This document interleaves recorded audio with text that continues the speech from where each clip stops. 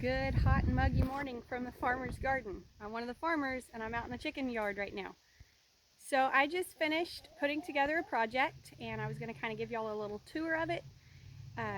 If you are new to homesteading or considering adding chickens to your backyard even, or if you're moving to the country and want chickens, I'm going to show you a super simple chicken pen that I just put together. This is going to be our breeder pen. So we have 3 roosters that we have raised. We're going to be selecting a few of our older hens to put in with them to start a breeding flock, so to raise our own chicks. I'm not putting very many hens in with the roosters yet because I don't have enough eggs as it is, and we do not sell fertilized eggs. A lot of people ask us, is there any chance this is fertilized?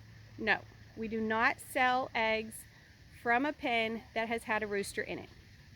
While overall you're very unlikely to notice a fertile egg if it's gathered the same day, we know that that makes a lot of people uncomfortable, so we're willing to work with you. We're not going to put a rooster in with the hens for the eggs that we sell.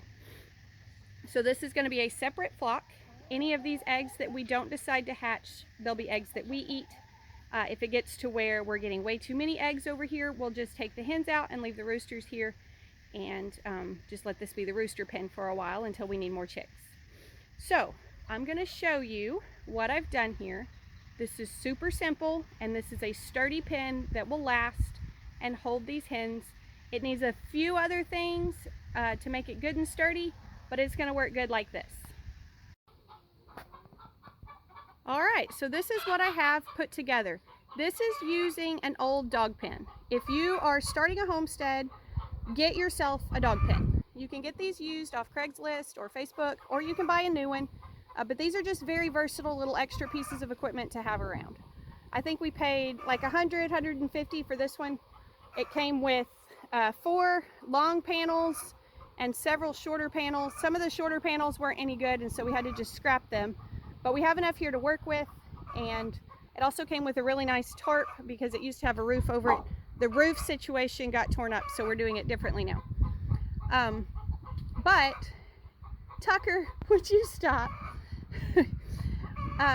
With a pen like this, you can use it for all sorts of things. Obviously, I'm using it for a chicken house, but you could also use it for a goat. You can use it.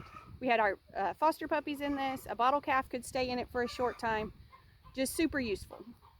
All right, so I am using this pen for our breeder flock. So it's got the roosters, all those up there on the roost are our roosters.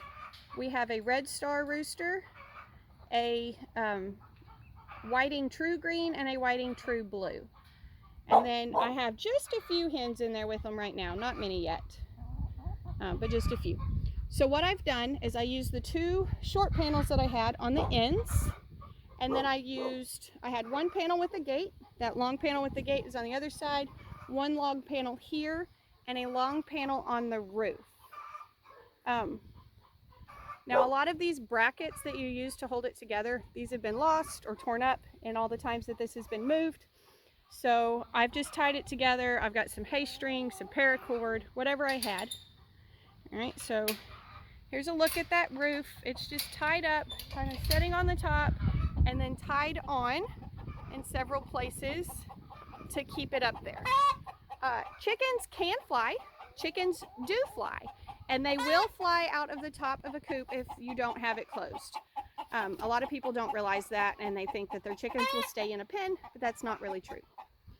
Red rooster there is not happy with us. All right, so I do have a couple of other nest boxes, but I don't have them here yet, and they won't fit in my car.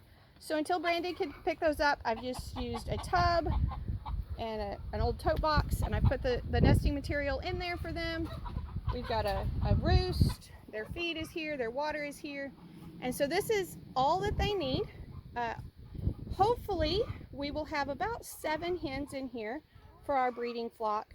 You really don't need this many roosters for that many hens. 1 rooster would be enough, but we wanted those 2 for sure, and this guy came to us unexpected. He was supposed to be a pullet, and McMurray messed that one up for us. But these are all here. They're all set up and waiting in their coop. So you can see this is a super simple, very straightforward pen, very easy to do, and this will keep them safe from predators. It will give us a place to keep that breeding flock. Like I say, we don't want roosters in with our laying hens. We don't like to sell fertilized eggs. A fertilized egg, if it's collected the same day it's laid, the only difference is a small yellow spot. So for the most part, you're not going to see that. But we recognize that a lot of people are just very uncomfortable with that idea, so we don't sell them. So anyways, that's what's been happening here this morning. I'm fixing to head inside and get cleaned up and probably start some jelly.